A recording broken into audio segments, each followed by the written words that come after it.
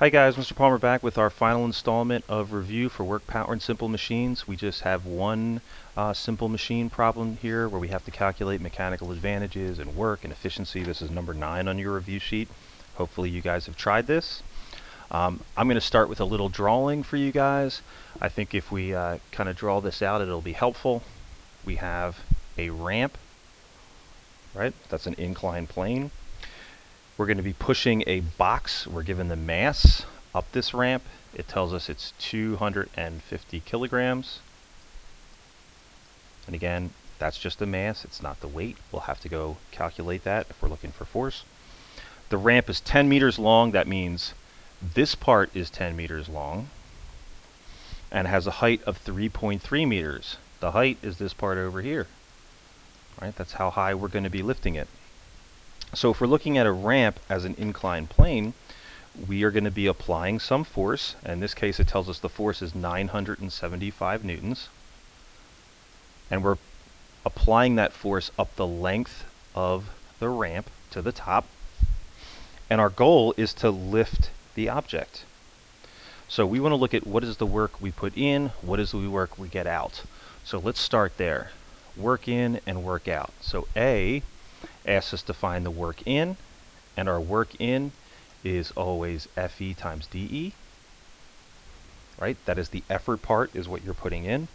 Well, it says you're applying 975 newtons times a distance up the ramp of 10 meters.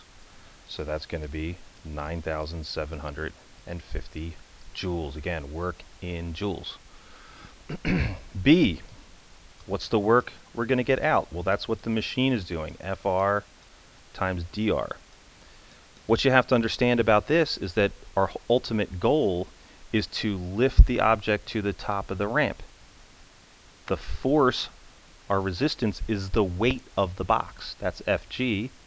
And the distance it moves is the height of the ramp. That's the 3.3.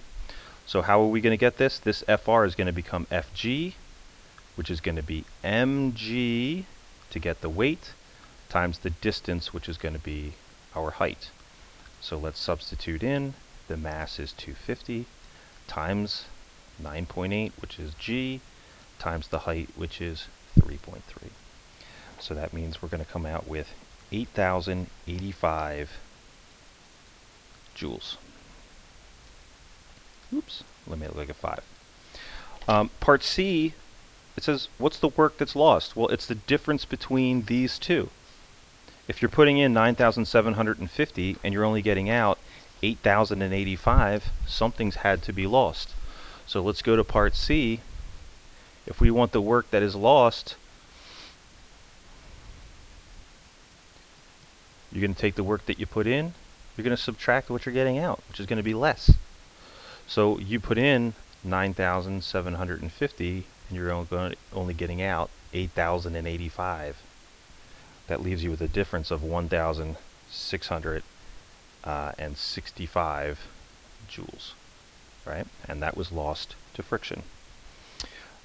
D is asking us for the efficiency, and the efficiency is the ratio of work in to work out. So here's my equation right here. I can even just plop it down. That's our work in over the work out.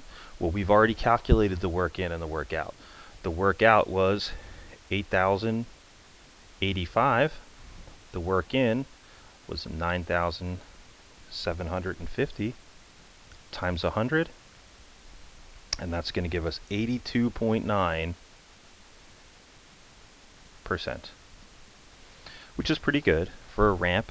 Obviously, there's going to be friction involved.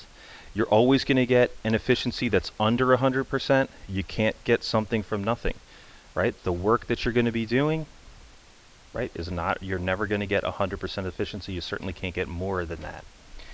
Last two things, the IMA and the AMA.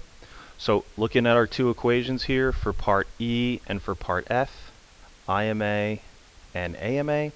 So let's start with the actual mechanical advantage first. Again, that's the ratio of the forces. The IMA is the ratio of our distances. So let's plug our numbers in for these guys. If we look at the forces that we applied, right? The resistance force was the load. That was 250 times 9.8. That was the weight of the box. Dividing that by what we applied 975. If you do the math there, you should come out with 2.51, and that is a unitless number. It's a ratio. You don't have to put in any units there. If we look at the ideal mechanical advantages and our distances, well, how far did we move it? We moved it up the ramp 10 meters, and the ramp lifted it 3.3 meters. So we wind up with a mechanical advantage of 3.03. And you can actually use these two to calculate the efficiency as well. The efficiency can also take our actual mechanical advantage divided by your ideal mechanical advantage times 100, and you'll get the exact same efficiency of 82.9%. 2.51 over 3.03 times 100 will also give you 82.9%. It's just another way of doing it. And that's it. If you guys have any questions, come and find me. Send me a message on Classroom or on my YouTube channel, and I'll be sure to get back to you as soon as I can.